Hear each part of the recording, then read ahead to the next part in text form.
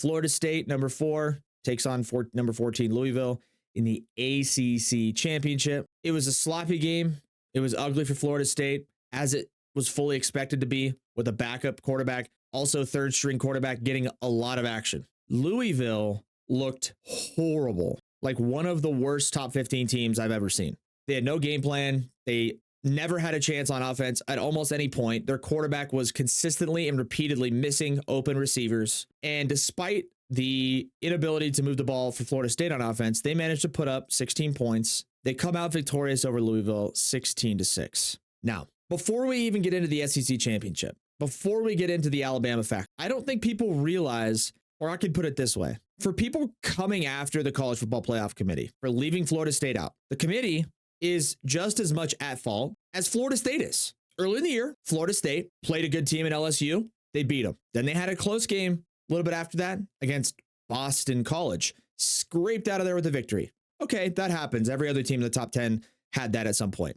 Sure. Then they lose Jordan Travis, devastating injury, hoping for the best. And the backup quarterbacks that they brought in, second and third string, had to go out against Louisville in the ACC championship and at least score 20 points. I think if Florida State wins over Louisville by 17 or more, they keep the number 4 spot. But because they looked so abysmal on offense, worthless, could not run the ball, could not throw the ball, couldn't get first downs, they did that to themselves with their performance in the ACC championship. Is it their fault that Jordan Travis got injured? Of course not. And if they have Jordan Travis, none of us are even having this discussion. Florida State's in. They probably beat Louisville 35-7, and they're in there at number 4. But that's not the case. And when you lose guys and you get new guys to replace them, whether it's quarterback or any other position, you have to go out in the eyes of the committee and in the nature of a 4-team college football playoff when there are multiple teams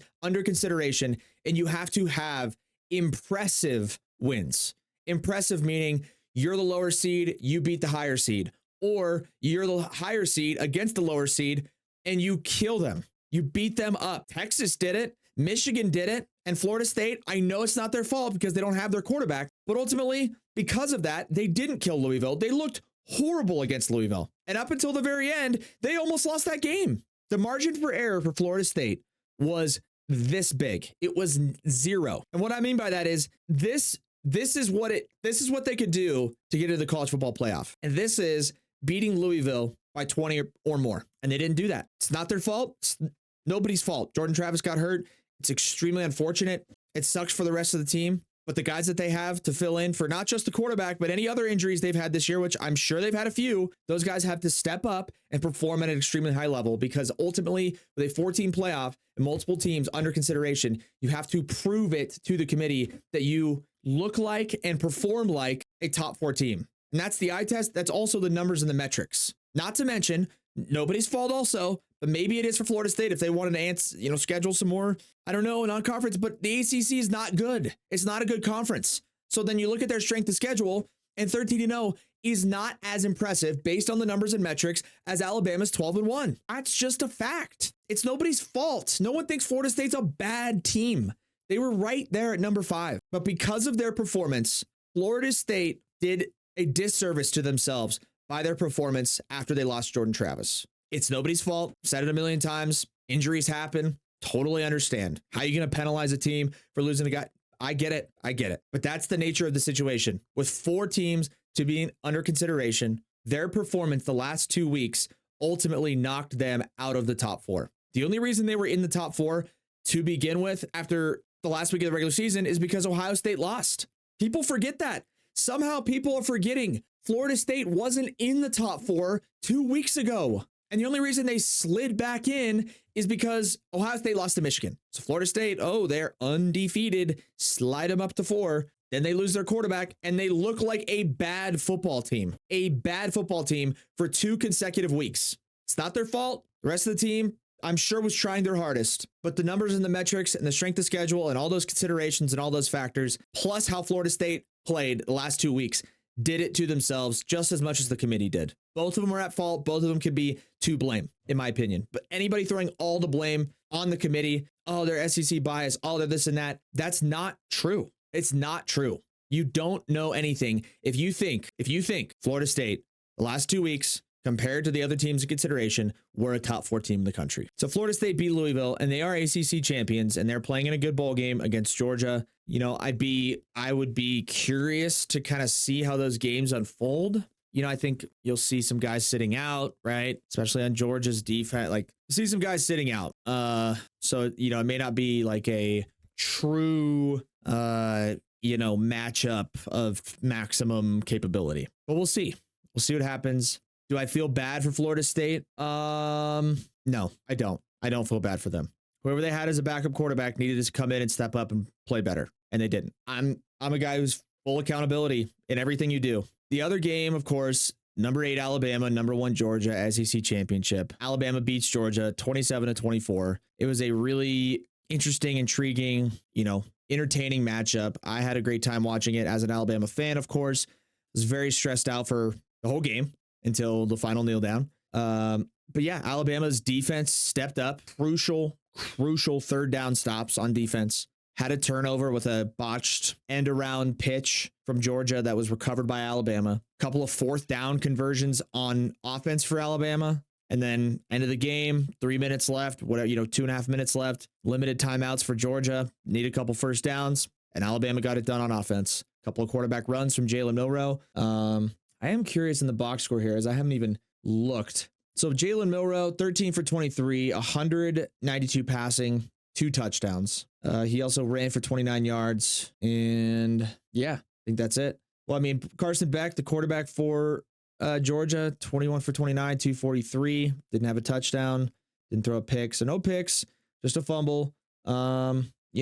Interesting. We go back to the conversation. The committee chose between 2 teams. I'll put it this way. The College Football Playoff Committee had 2 teams to choose from, Alabama or Florida State. And you could give me any argument you want to give. Numbers, metrics, record, strength of schedule, conference, committee is biased. All of that stuff could be true, could favor the argument for Florida State. I'm not disagreeing with any of it. I'm here to ask you guys right now, today, if you put Alabama against Florida State in a game, who would be favored? And it's a simple question, and it's an even simpler answer. And it's not like, oh, well, it's a coin flip, and Alabama, maybe they're favored by 3.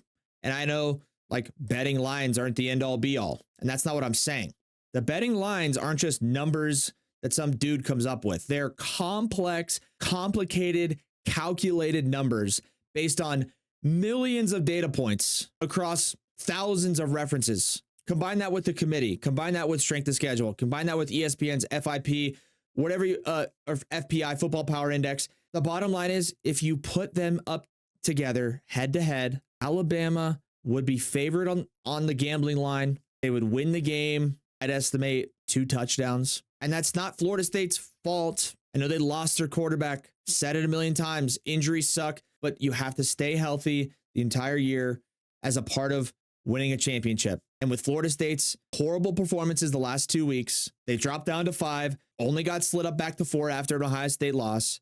And Alabama coming into the SEC championship, skating by Auburn, no question, but then showing up and beating who the committee believed was the best team, and they beat them. I never even honestly thought Florida State had a chance to get in after Texas and Alabama's victories. I didn't think Florida State had a single chance. Was pretty confident that the committee was going to do exactly what they did. Everybody's losing their mind over Florida State not getting put into the playoff. And there's been all these different back and forths. A lot of guys have flipped. Some people are like, well, it's the best 4 teams, and they got it right.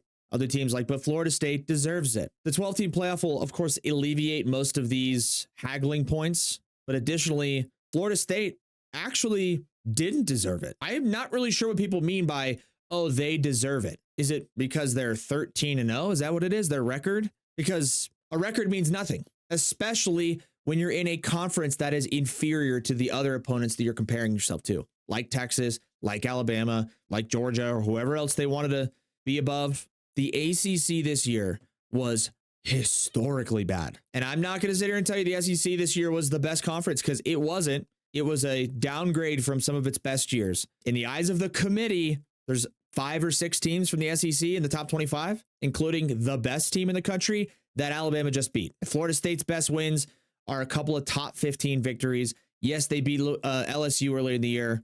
They didn't do enough. And that's not maybe necessarily even their fault. Maybe it's the ACC that's so bad. Maybe they couldn't get a better schedules, in non-conference. I don't know. But if you put, it's a simple answer. That's all I'm saying. The committee had to choose Florida State or Alabama. To me, it's a simple answer. To them, seemed to be a pretty simple answer. To most metrics, to most performance numbers, to most analytical data you can find on how a team performed this season, college football, FPI, strength of schedule, all this different stuff. A lot of that, maybe it's not even Florida State's fault because the ACC isn't very good. But ultimately, when you're down to 4 teams, it's something that the committee did this year that they have failed to do in years past, which is take all things into consideration, all metrics, all performance bases, and find the best 4 teams. If that means there's a team with 3 losses that's one of the best 4 teams, then maybe put them in. If that means there's a team that's undefeated, that's not in the top 4, then they don't get put in. That's what happened to Florida State. People saying that Florida State deserved to be in the top 4, they actually don't know anything. It's unprecedented that an undefeated conference champion in a Power 5 conference is left out of the college football playoff. It's unprecedented. How? How and why? The times in the past where we've played this inclusion game because, these guys deserve it. They're undefeated from a Power 5. Oh my God, put them in. How did that work out for some of the previous Pac-12 champions? Washington, first year of the college football playoff. It worked out for them the same way it would have worked out for Florida State this season. They would have shown up, they would have played a number 1 seed, and they would have gotten rolled. Florida State, Michigan, what's the spread on that game? Michigan by 14.5. Outsiders looking at it, complaining, saying the committee got it wrong. Obviously, Florida State fans very upset. I understand their frustration. No question about it. I will be the one to tell you the committee got it right.